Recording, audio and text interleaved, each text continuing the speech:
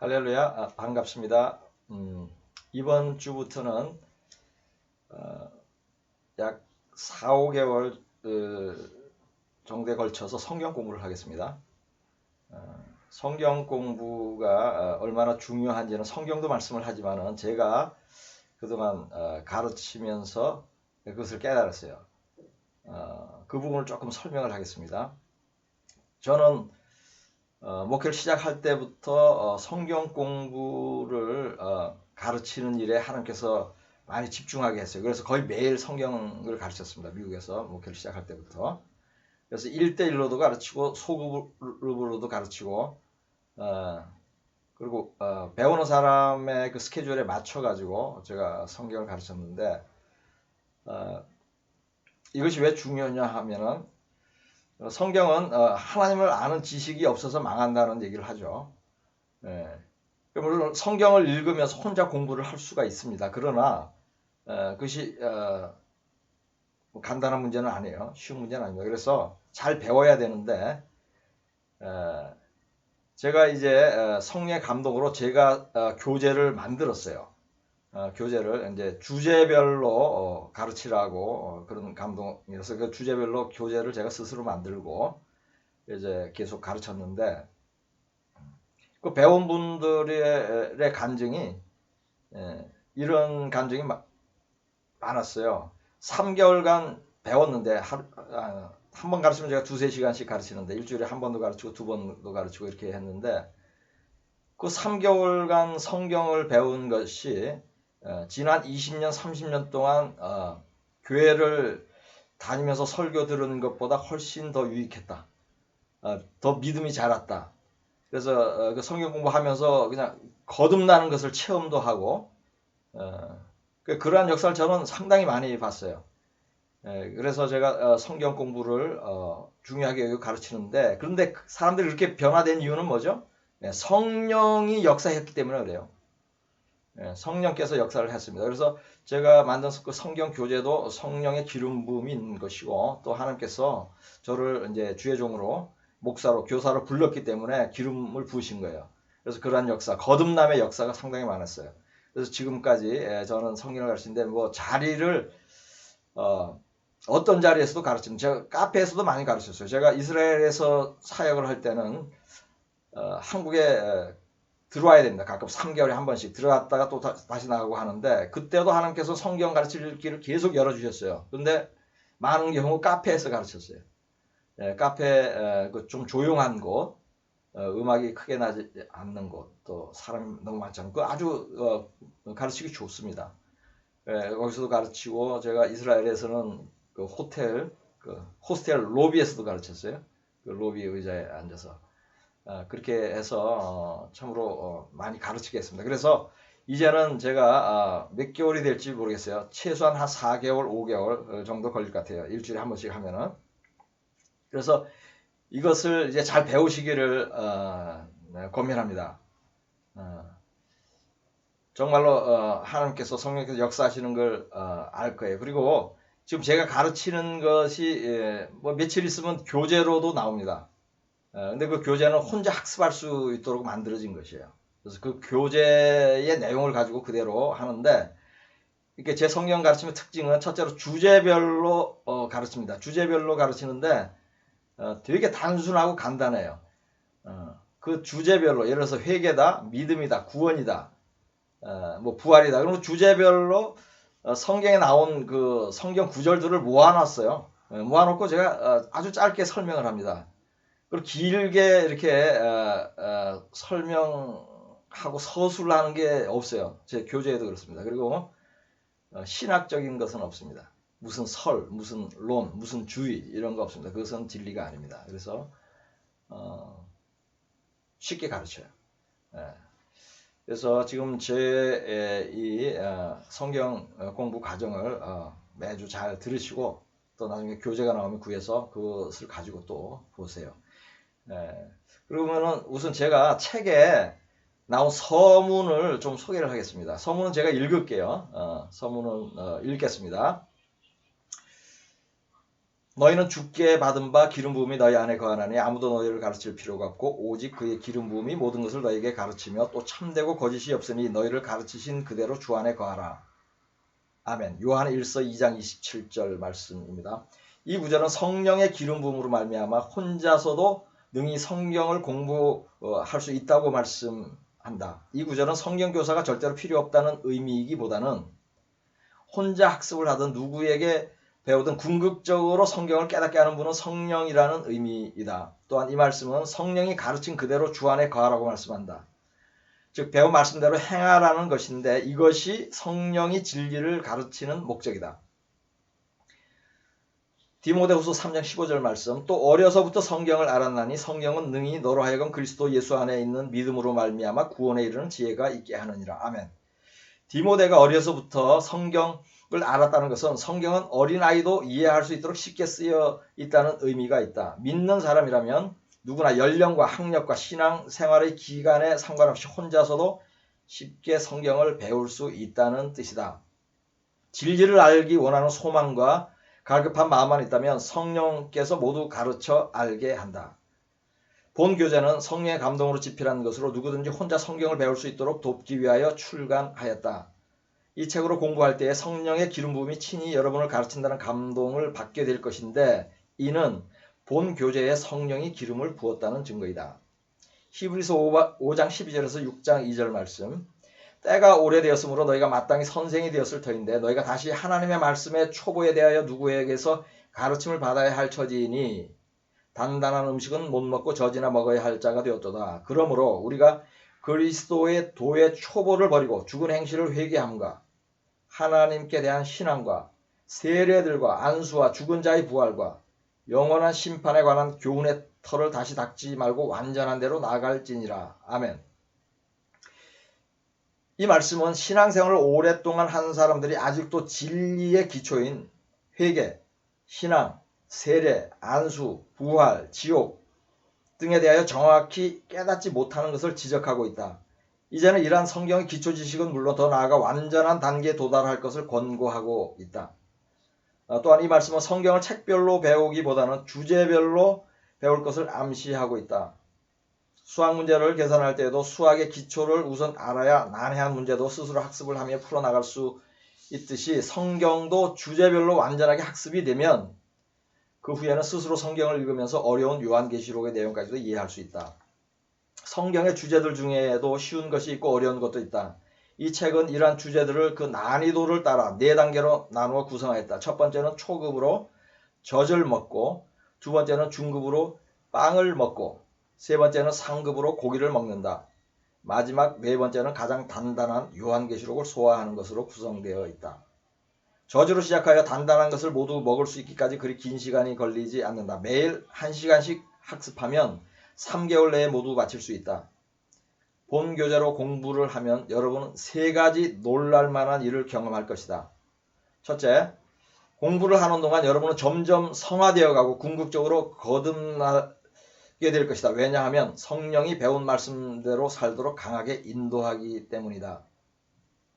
둘째, 학습을 마치면 여러분은 즉시로 성경교사의 능력과 자격을 갖게 될 것이다.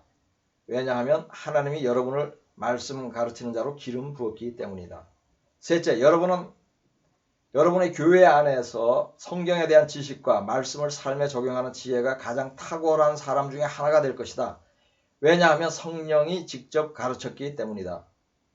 이러한 필자의 확신은 지금까지 말씀을 가르친 경험에서 온 것이다. 필자가 전도한 한 외국 형제는 예수를 믿은 지 3개월도 되지 않아 이 교재와 동일한 내용으로 배우면서 동시에 다른 사람들을 가르치기 시작하였다. 어떤 성경을 거의 모르는 한 자매도 같은 내용을 배우며 단기간에 신앙이 크게 자랐고 그 후로 지금까지 여러 사람을 가르쳤다. 이러한 일이 가능한 이유는 서두에 언급하였듯이 성령이 성경을 가르치기 때문이다. 필자가 성경을 가르치는 방법은 매우 단순하다. 주제별로 성경 구절을 모아놓고 조금 설명하는 것이 전부이다. 이 교재에 있는 내용을 그대로 읽으면서 전달하는 것과 거의 같은 것이다. 성경 말씀 자체가 가르친다고 표현하는 편이 더 정확할 것이다. 그러므로 필자에게 배우는 것은 혼자서 교재를 읽으며 공부하는 것의 효과에 별 차이가 없다. 본 교재에는 장황한 신학적 해석이 없다. 간단 명료하게 성경 말씀의 핵심을 요약하였다. 그러므로 혼자 학습하기에 쉽다. 공부를 할수록 점점 재미가 더할 것이다. 이 한 권의 책이 불과 3개월 안에 여러분을 말씀 그대로 행하는 거듭난 사람으로 변화시킬 뿐더러 출중한 성경 교사로 세울 수 있다는 필자의 확신에 여러분 모두 도전해보기 바란다. 이상입니다. 제가 이 서문을 굳이 읽은 것은 뭐 책을 소개하는 것이지만도 한편 이 성경 공부가 어떻게 진행이 되고 또 그 성경 공부를 통해서 하나님께서 어떻게 역사하는지 그런 효과라든가 그런 것을 이제 종합적으로 설명드리기 위해서 서문을 읽은 것입니다. 그래서 여러분 앞으로 몇 개월 정도 매주 성경 공부 열심히 배우시기를 예수 그리스도의 이름으로 축복합니다. 우선 이 성경책이 26개의 주제로 되어 있습니다. 26개의 주제로 되어 있어요. 그래서 매주 하나씩 할 수도 있고 뭐 하나 더 할 수도 있고 어떤 주제 내용이 긴 것은 뭐 2번에 걸쳐서 할 수도 있습니다. 그리고 맨 끝부분은 요한계시록을 해설한 것인데 그것은 이미 제가 유튜브에 요한계시록 그 강해로서 올려놨습니다. 그래서 그 부분은 하지 않을 것이고 26개의 주제를 진행하겠습니다. 오늘 첫째 주제로 성경을 배우고 가르치는 자세 하겠습니다. 제가 조금 전에 설명한 대로 뭐 그렇게 긴 설명하지 않고 제가 지금 간단하게 설명을 하는데 이렇게 하셔도 돼요. 지금 이 설교를 들으시면서 공부하는 방법이 그냥 듣기만 하셔도 좋아요. 부담 없이. 근데 또 공부를 좀 더 깊이 하고 싶다 그러면은 제가 얘기하는 그 제목, 소제목을 얘기할 때는 소제목을 적고 그 다음에 성경 구절을 적으세요. 성경 구절 내용을 다 적을 시간이 없으니까 예를 들어서 요한일서 2장 27절 그러면 요한일서 2장 27절이라고 적어놓고 칸을 띄워 놓으시라고요. 그리고 이제 제가 간단하게 책에 있는 내용을 읽습니다. 그럼 그것은 적을 수가 있겠죠. 한 번에 못 적으면 뒤로 돌아가면서 나중에 유튜브에 이제 올라가면은 그렇게 하셔서 그렇게 공부를 하시면은 그런 후에 나중에 이제 시간이 날 때 제가 얘기한 그 구절 말씀을 노트에다 적으세요. 그것이 공부예요. 복습이죠. 적을 때 그 구절만 읽지 마시고 앞뒤의 구절들도 좀 읽으세요. 관련이 되는 구절들이 많습니다. 그래서 앞뒤로 좀 읽으면서 그 구절을 적으세요. 그 다음에 이제 제가 읽은 내용, 또 설명한 내용을 간단하게 적으면 그것 자체로서 성경 교재를 바로 쓰셔도 돼요. 그렇게 하신 분들은. 하셔도 되고, 이제 뭐 듣기만 하시고 있다가 나중에 교재를 구해서 또 그것을 참고로 해서 또 배우시고 또 바로 가르칠 수가 있습니다. 그렇게 가르치시고 하세요. 큰 제목으로 일단 1번 성경을 배우고 가르치는 자세에 대해서 하겠습니다. 1번 성경을 배우는 자세. 요한 1서 2장 27절 말씀.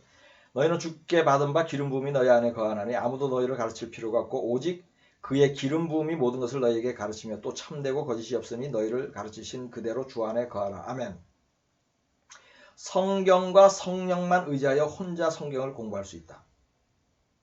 모르는 것은 기도하며 성령께 묻는다. 잘못 해석한 주석에 영향을 받지 않도록 가능한 참고서를 보지 않는다. 성경이 가르치는 대로 행하고 삶을 교정해가며 공부한다. 여기서 제가 이제 성경 교재에 적은 내용인데 조금 부연 설명을 하면요. 지금 이 말씀이 서문에서도 설명을 했지만은 교사가 전혀 필요 없다 그런 뜻은 아닌데 왜 그렇게 돼 있냐면요. 그 당시에도 초대교회 시절에도 거짓 교사들이 상당히 많았어요. 그래서 사도 바울도 그러죠. 나는 수많은 사람들처럼 하나님의 말씀을 혼잡게 하지 않고 그러니까 수많은 사람들이 거짓 교사였다는 거예요. 그렇기 때문에 그냥 하나님의 말씀 가지고 혼자 이렇게 배워라. 그걸 강조하는 것이에요. 교사가 전혀 필요 없다는 뜻이 아닙니다. 그런데 어떤 교사여야 되냐? 성령 충만한 교사. 그죠? 성령 충만하고 말씀대로 사는 그런 교사한테 배워야 되는 겁니다. 그러면은 그것이 성경이 가르치는 것이에요. 그리고 성경과 성령만 의지해서 배우는 것입니다. 그리고 제가 이제 주석을 보지 말라고 하는 이유는 뭐 절대로 보지 마라 그런 것은 아닌데 가능한 보지 마세요. 왜냐하면 그 주석은 틀린 것이 많아요. 우선. 틀린 것이 많고 뭐 이렇게 신학적 견해를 적어놓은 것도 있고 그래요. 그리고 읽으면은 안 읽은 것보다 못해요. 이제 혼란이 와요. 그래서 저는 뭐 거의 안 봐도 됩니다. 그리고 제가 그 하나님께서 주의 종으로 부르고 나서 인도받은 것도 그래요. 신학교에서 어차피 배워야 될 그 책들, 읽어야 될 책들은 있어요. 그거 외에는 졸업하고는요, 저는 성경만 봤어요. 그렇게 인도하셨어요, 하나님께서. 성경만 봐라 그랬어요, 저거. 성경과 성령만. 여러분도 그렇게 하시면 됩니다. 그리고 의문 나는 게 있어요. 잘 모르겠어요. 그러면 기도하잖아요. 그걸 알려주세요. 이런 경험 하셔야 됩니다, 여러분. 성령이 알려주세요. 감동으로 옵니다. 그래서 어떤 때는 이거구나 하고 그런 경험을 저는 너무 많이 했어요. 저는 특별히 이제 교사로 목사로 부름을 받았기 때문에 하나님이 물으면 대답 안 해주시지 않아요. 그래서 제가 사실은 진짜 어려운 것들 그런 것들 기도 가운데서 다 답을 얻은 것이 상당히 많습니다. 그래서 여러분도 동일한 그런 경험을 할 수가 있습니다. 그리고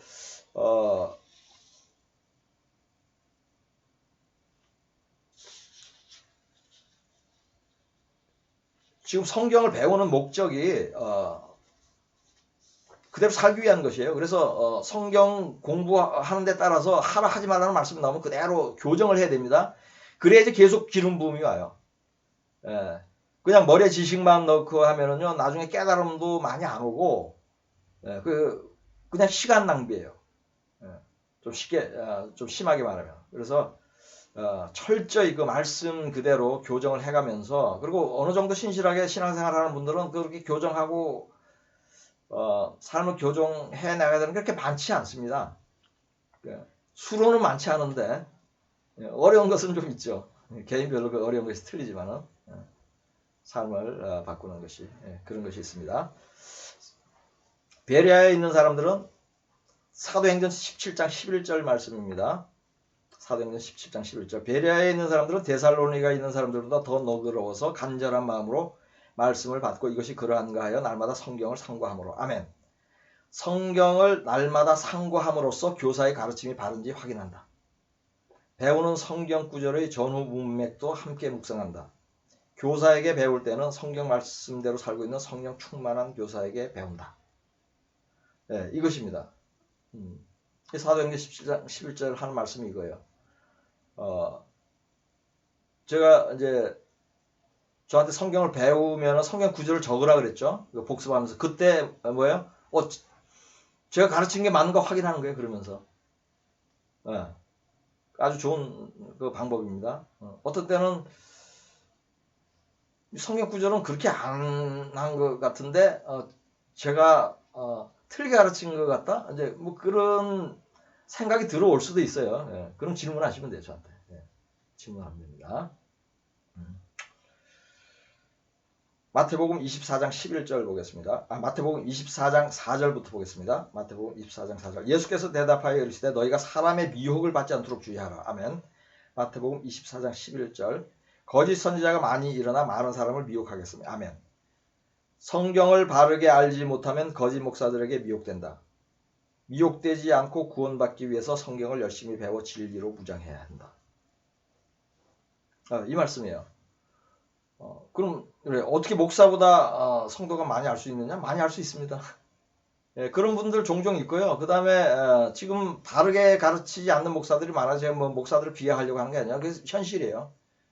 제가 오랫동안 신앙생활을 해서 바르게 가르치지 않고 그 뭐 잘 지식이 잘못된 그 목사들이 많아요. 그런데 성경을 모르면 그냥 그대로 받아 먹어요. 그러지 말라는 그 뜻이에요. 뭐 교만하게 뭐 그렇게 목사의 가르침을 뭐 대항하라 이런 뜻은 아닙니다. 다만 살펴서 내가 속지 않아야 된다는 얘기예요. 그리고 충분히 그렇게 할 수가 있습니다. 누구든지. 히브리서 13장 17절 보겠습니다. 히브리서 13장 17절. 너희를 인도하는 자들에게 순종하고 복종하라. 그들은 너희 영혼을 위하여 경성하기를 자신들이 청산할 자인 것 같이 하느니라. 그들로 하여금 즐거움으로 이것을 하게 하고 근심으로 하게 하지 말라. 그렇지 않으면 너희에게 유익이 없느니라. 아멘.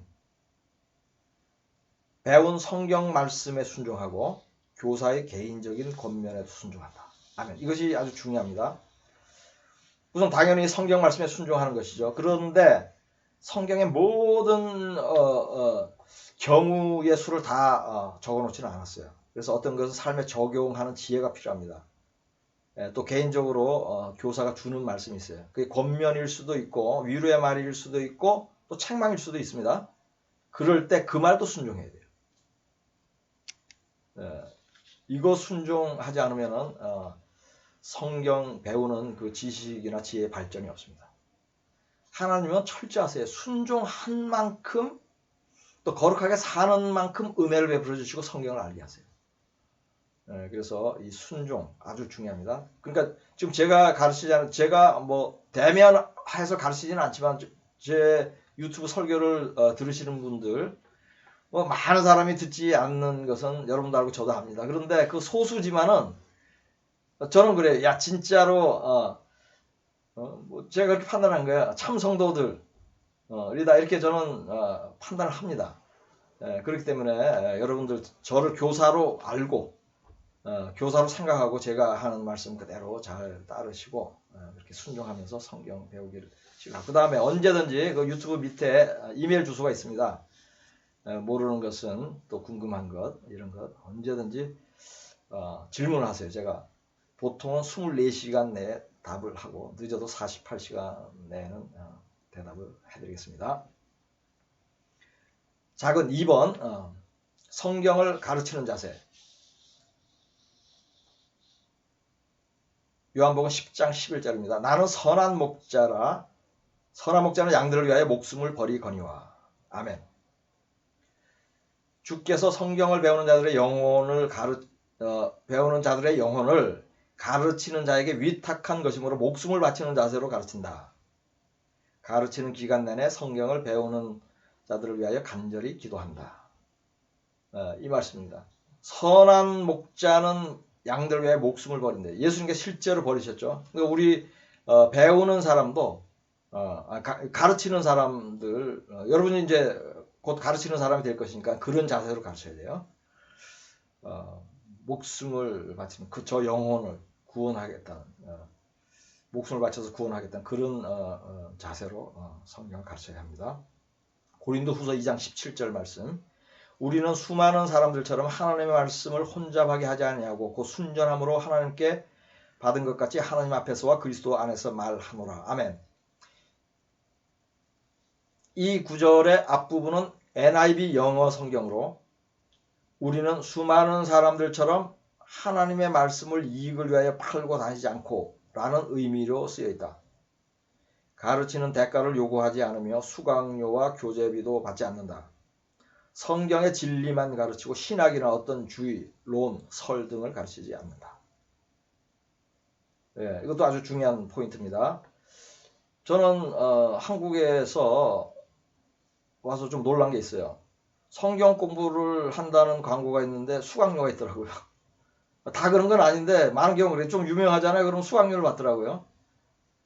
그거 저 옛날에 제가 좀 젊었을 때 걸었을 때 그런 거 없었어요. 교회 안에. 없었어요. 이것이 이제 성경이 지적하는 거죠.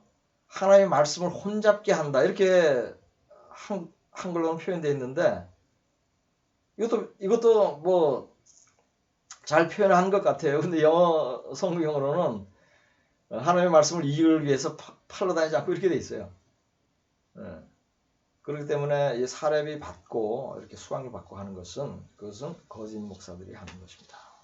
그래서 여러분도 그렇게 하지 않아야 합니다. 그리고 성경 말씀 그대로만 가르치는 거예요. 어떤 다른 이론들 이런 이론들이 있다. 또 여러분들이 각자 좀 지식이 있는 분들이 있어요. 뭐 신학적 그런 건 가르치시면 안 돼요. 그러니까 소개도 하지 마세요. 말을 꺼내지도 마시라고요. 작은 3번 가르침의 중요성. 누가복음 20장 1절. 하루는 예수께서 성전에서 백성을 가르치시며 복음을 전하실세 대제사장들과 서기관들이 장로들과 함께 가까이 와서 아멘. 마태복음 9장 35절. 예수께서 모든 도시와 마을에 두루 다니사 그들의 회당에서 가르치시며 천국 복음을 전파하시며 모든 병과 모든 약한 것을 고치시니라. 아멘. 다음은 마태복음 4장 23절. 예수께서 온 갈릴리에 두루 다니사 그들의 회당에서 가르치시며 천국 복음을 전파하시며 백성 중에 모든 병과 약한 것을 고치시니. 아멘. 사도행전 15장 35절. 바울과 바나바는 안디옥에서 유하며 수다한 사람들과 함께 주의 말씀을 가르치며 전파하니라. 아멘.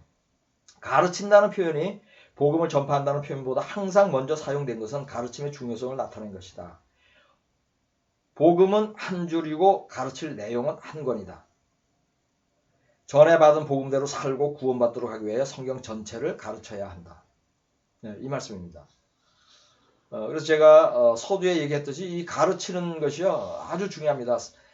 정말 3개월 이거 성경 배우면요 10년 설교 들은 것보다 나아요. 신앙도 잘하고 그리고 이것이 가장 중요한 가르침이요. 구절별로 아는 주제별로 아는 것이. 그래서 지금 이 가르침의 중요성 지금 설명드리고 있습니다. 디모데전서 4장 16절. 내가 내 자신과 가르침을 살펴 이 일을 계속하라. 이것을 행함으로 내 자신과 내게 듣는 자를 구원하리라. 아멘.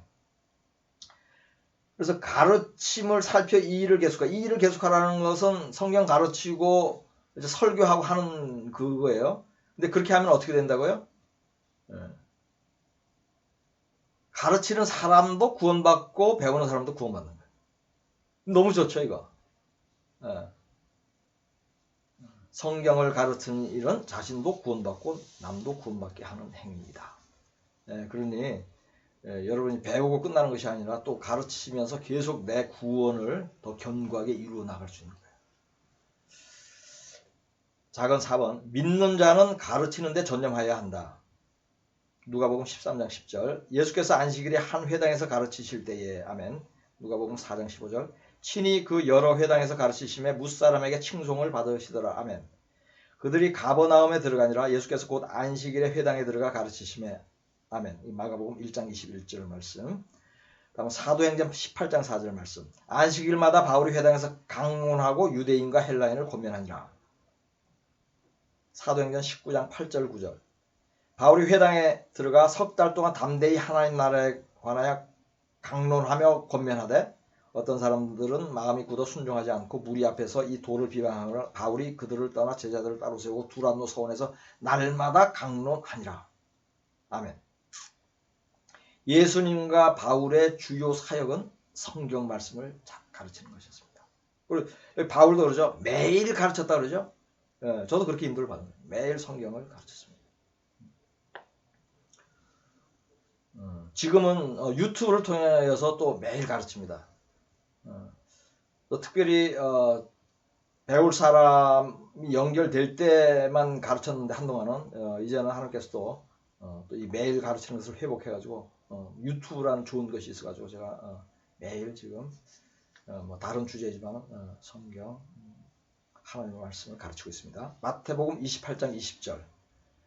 내가 너에게 분부한 모든 것을 가르쳐 지키게 하라. 볼지어다 내가 세상 끝날까지 너희와 항상 함께 있으리라 하시니라. 아멘. 성경 말씀을 가르치는 것은 예수님의 명령이다. 성경을 배우는 첫째 목적은 성경 말씀대로 살기 위한 것이며 둘째는 성경을 가르치기 위한 것이다. 맞죠? 지금 예수님께서 마지막으로 남긴 말씀은 유언이나 마찬가지죠.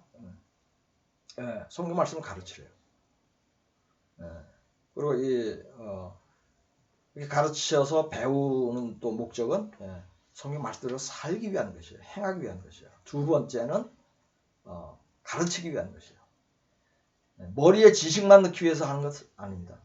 그것은 아니에요. 그런데 배우다 보면 머리에 지식은 들어가겠죠. 근데 그 지식이 진리로 승화되어야 되는 거예요.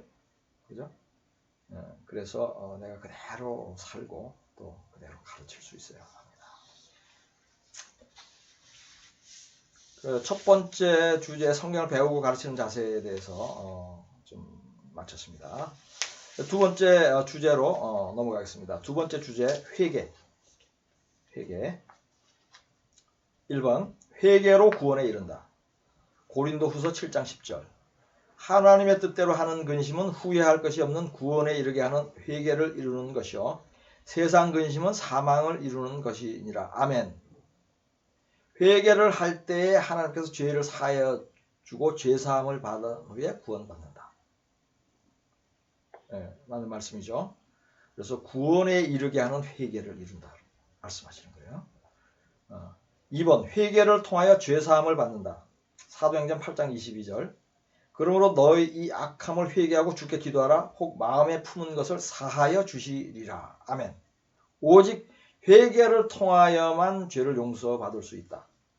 당연하죠. 예. 회개를 하지 않으면은 죄를 용서받지 못합니다. 예.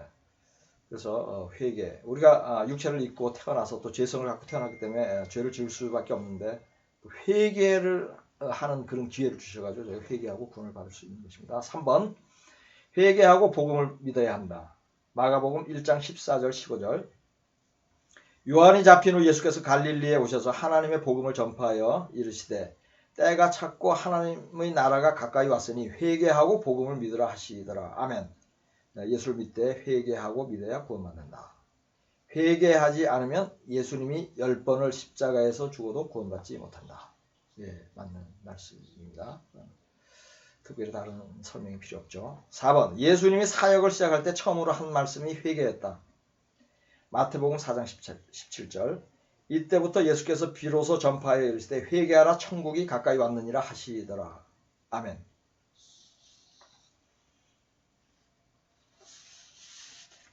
(5번) 세례 요한이 가장 먼저 한 말도 회개하라 했다. 마태복음 3장 1절 2절 말씀. 그때에 세례 요한이 이르러 유대 강에서 전파하여 말하되 회개하라 천국이 가까이 왔느니라 하였으니. 아멘. 6번 12제자들도 처음 전도할 때 먼저 회개하라고 하였다. 마가복음 6장 12절 13절. 제자들이 나가서 회개하라 전파하고 많은 귀신을 쫓아내며 많은 병인에게 기름을 발라붙이더라. 아멘. 지금 예수님도 그렇고 세례 요한도 그렇고 예수님의 12제자들도 가장 먼저 회개하라 그랬어요. 그리고 다른 것 가르쳤어요. 또 병도 고치고. 가장 먼저 말씀했다는 것은 무슨 의미죠? 가장 중요하다는 의미죠. 인간들에게 회개하고 구원받는 것만큼 중요한 것은 없다. 가장 먼저 말씀한 것은 가장 중요하다는 의미다. 이렇게 지금 교재에 지금 적힌 것을 제가 읽으면서 지금 설명하고 있는데 뭐 짧고 간단하게 합니다. 장하게 막 부연 설명을 안 하는데 뭐 여러분 어떨지는 모르겠어요. 그런데 성령께서 잘 타치를 하셔가지고 겸손한 마음으로 들으시면은 잘 이해가 되고 또 마음밭에서 그 선한 마음, 좋은 마음밭에서 많은 열매들을 맺을 줄 믿습니다. 이어서 합니다. 7번 회개하지 않으면 망한다. 누가복음 13장 4절 5절. 또 실로암에서 망대가 무너져 치어 죽은 18사람이 예루살렘에 거한 다른 모든 사람보다 죄가 더 있는 줄 아느냐? 너희에게 이르노니 아니라 너희도 만일 회개하지 아니하면 다 이와 같이 망하리라. 아멘. 망대에 치여 죽은 사람들이 망하였다는 것은 회개하지 않고 죽어 지옥 갔다는 뜻이다. 예수의 제자들을 포함한 예루살렘의 모든 사람들도 회개하지 않고 있다가 갑자기 죽게 되면 모두 지옥 가게 되므로 회개하라는 것이다. 회개는 지금 바로 해야 하는 것이다. 왜냐하면 잠시 후에 그 영혼이 어떻게 될지 아무도 모르기 때문이다. 이 말씀이 좀 중요한 말씀입니다. 지금 망대가 무너져서 치여 죽은 사람 18명이나 이제 죽었는데 이같이 망한데 회개하지 않으면, 그러면 회개하지 않으면 이같이 사고로 죽는다 이 뜻이에요? 그건 아니잖아요. 회개하고 사고로 죽는 거하고는 상관이 없죠. 회개하지 않으면 구원을 못 받는 거 아니에요. 그러니까 여기서 망대로 치여 죽었다는 것은 죽어서 구원을 못 받았다는 뜻이에요. 이것을 잘 우리가 이해를 해야 됩니다. 그래서 제자들에게도 너희가 그 사람들보다 죄가 적지 않아. 지금 빨리 회개해. 너희도 죄가 있어. 또 언제 너희는 어떤 사고로 죽을지 몰라. 언제 하나님 영혼 데려올지 몰라. 그러니까 회개하라. 이렇게 말씀하신 거예요. 로마서 2장 5절. 다만 내 고집과 회개하지 아니한 마음을 따라 진노의 날 곧 하나님의 의로우신 심판이 나타나는 그날에 임할 진노를 내게 쌓는도다. 아멘. 내 고집과 회개하지 아니한 마음을 따라. 저는 뭐 성경을 가르치고 설교하면서 회개하는 말을 하는데 제가 그 유튜브 설교가 좀 많이 본 그 설교가 최근에 한 두 가지 정도 있는데 그 댓글을 보면은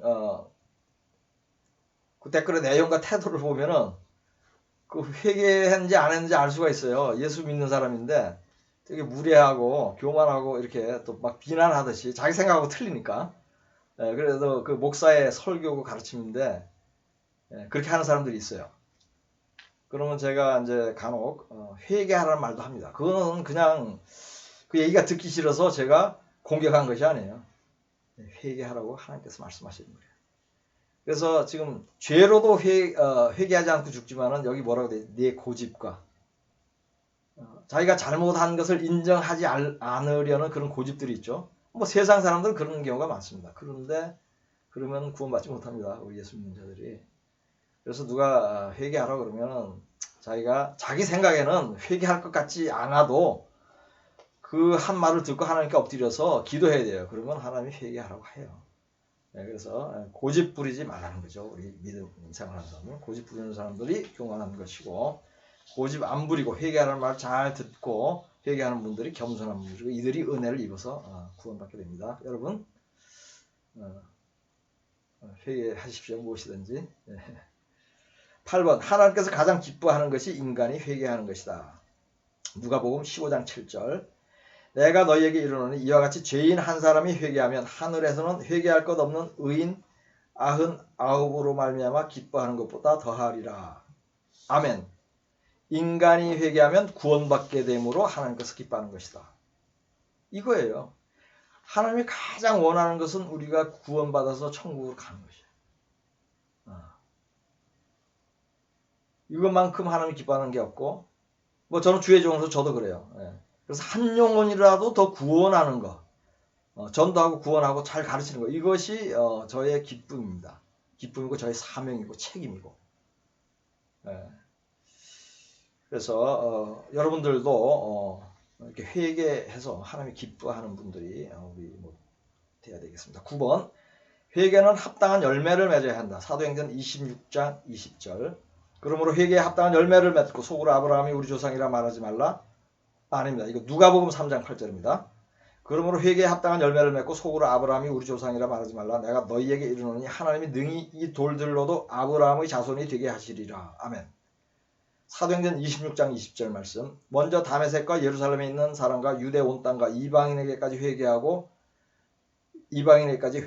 하나님께로 돌아와서 회개에 합당한 일을 하라 전함으로. 아멘.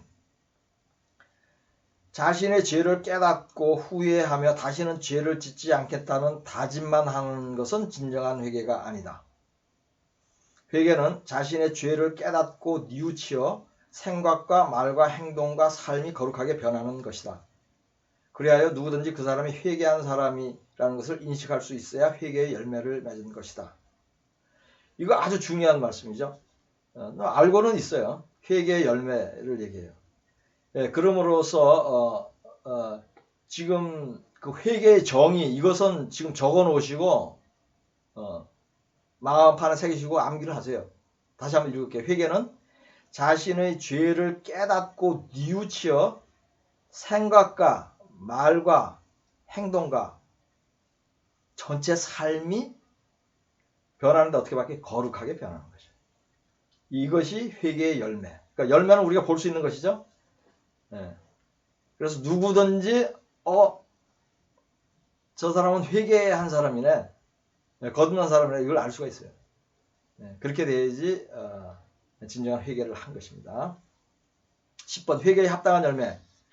누가복음 3장 11절에서 14절까지 보겠습니다. 대답하여 이르되 옷 두 벌 있는 자는 옷 없는 자에게 나누어 줄 것이요 먹을 것이 있는 자도 그렇게 할 것이니라 하고 세리들도 세례를 받고자 하여 와서 이르되 선생님 우리는 무엇을 하리이까 하매 이르되 부가 된 것 외에는 거두지 말라 하고 군인들도 물어 이르되 우리는 무엇을 하리이까 하매 이르되 사람에게서 강탈하지 말며 거짓으로 고발하지 말고 받는 급료를 족한 줄로 알라 하니라. 아멘. 이 구절은 회개의 열매를 맺는 방법을 세 가지로 가르치고 있다. 이 세 가지의 공통점은 재물에 대한 욕심을 버리는 삶으로 전환하라는 것이다. 돈 때문에 짓는 죄에서 돌아서는 것이 회개의 합당한 열매를 맺는 것이다. 물론 다른 죄에서도 돌이켜야 하지만 사람들이 짓는 죄의 가장 큰 원인이 돈 욕심이므로 그 점을 강조한 것이다. 네, 지금 세례 요한이 회개하라고 하고 회개의 열매를 맺으라 그랬더니 세 부류의 사람들이 질문을 한 거예요. 그랬더니 첫째 번 사람한테는 옷 두 벌 있는 자는 한 벌 있는 자에게 나눠주래요. 네. 그 다음에 세리들이 또 물어봤어요. 그랬더니 부가된 것 외에는 거두지 말라. 옛날 세리들은 부가된 것 외에 더 거뒀습니다. 그것은 자기가 가졌어요. 그 다음에 군인들이 물었더니 강탈하지 말래요. 그리고 거짓으로 고발하지 말고 받는 금료로 족하래요. 그러니까 옛날에는 로마 군인들이 자기들이 권세를 가지고 있으니까 사람들을 이렇게 강포해서 빼앗기도 하고 그런 일이 잦았었죠. 근데 이 세 가지 공통점이 뭐예요? 돈 욕심으로부터 짓는 죄에서 돌이키라는 것이에요. 세상의 죄들도 90% 이상이 결국 돈 때문에 지어요. 이거 변하지가 않습니다. 그래서 다른 죄들도 짓지 않고 회개에 합당한 열매를 해야 하지만 특별히 돈 욕심으로 짓는 죄에 유의하라고 지금 말씀하고 계십니다. 11번 삭개오의 회개. 누가복음 19장 8절에서 9절까지 보겠습니다.